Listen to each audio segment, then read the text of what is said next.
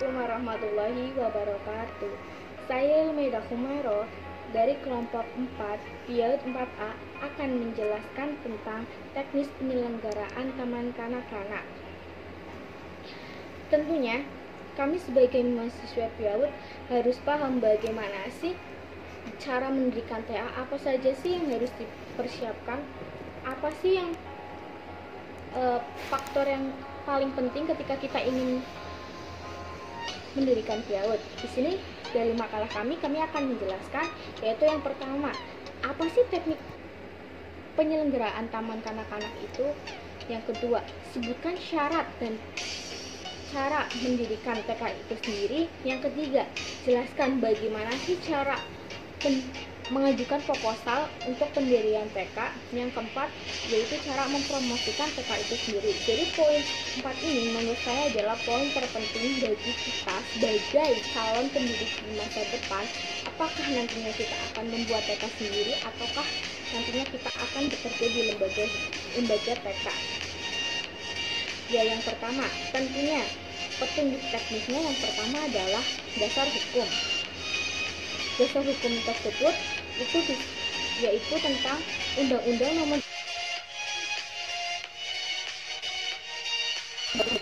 Undang-Undang Nomor 23 Tahun 2002 tentang perlindungan anak, dan masih banyak lagi yang sudah saya tulis di makalah kami.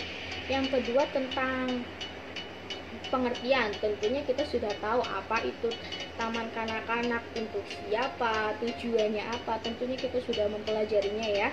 Yang ketiga tentang tujuannya itu sendiri, ya sebagai pengampu kebijakan PIAUD yang baik. Jadi kalau kita mendirikan TK ya tentunya sesuai dengan landasan, sesuai dengan aturan, nggak semena-mena kita membuatnya secara seenaknya saja. Poin yang kedua yaitu tentang syarat dan tata cara pendirian TK itu sendiri. Jadi saya kelompokkan menjadi dua ya. Yang pertama TK negeri, yang kedua TK swasta. Tapi menurut saya pribadi TK itu masih jarang banget ya yang berstatus negeri, karena kebanyakan TK itu masih swasta. Ya semoga saja kedepannya masih akan tetap dibangun lagi TK-TK negeri, atau bahkan swasta juga bagus juga sih, nggak kalah sama negeri. Yang pertama itu TK negeri sendiri itu memiliki kepala TK, yang kedua memiliki tenaga pendidik, yang ketiga melaksanakan program kegiatan belajar TK yang diatur oleh pemerintah. Jadi kebanyakan kayak SD negeri, SMA negeri, SMP negeri itu ikutnya itu Kemendikbud ya. Tapi kalau misal kayak UIN kan, Universitas Islam Indonesia, itu ikutnya Kemenak karena kita punya landasan Islamnya. Jadi kalau misalkan kalian mau bikin TK negeri Islam gitu kan, itu bisa saja nanti kita bisa aja dengan kerjasama dengan Kemenak. Tentunya Kemenak itu sangat ya penting lah untuk pendirian TK itu sendiri. Dan yang kedua adalah sebenarnya masih ada sih ya syarat lain, tapi kalian bisa langsung buka dari makalah kami.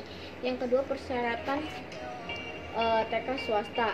TK swasta tentunya memiliki persyaratan yang berbeda karena TK swasta itu sifatnya adalah mandiri, dibangun oleh personal atau suatu kelompok. Jadi kalau misalkan di dalam kebijakan tersebut itu terdapat kebijakan lain, misalkan ya banyak sih TK-TK swasta, tapi tentunya TK swasta intinya itu harus mengikuti Kemendiknas. Walaupun dia dibangun oleh suatu kelompok, tetap landasannya harus Kemendiknas, karena TK itu sendiri ya sebuah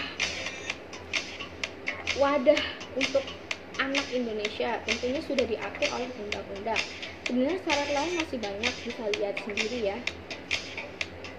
Saya sudah menjelaskan 2 poin, selanjutnya akan dijelaskan oleh teman saya makalah kedua, yaitu saudara Anissa Maharani. Kepadanya saya persilahkan.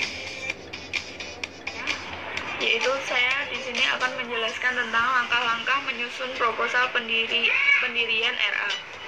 Langkah-langkah dalam menyusun proposal yang jelaskan di sini ialah semua tindakan yang harus dilakukan sebelum proposal ditulis. Berikut ini ada 7 tahapan untuk menyusun proposal pendirian RA.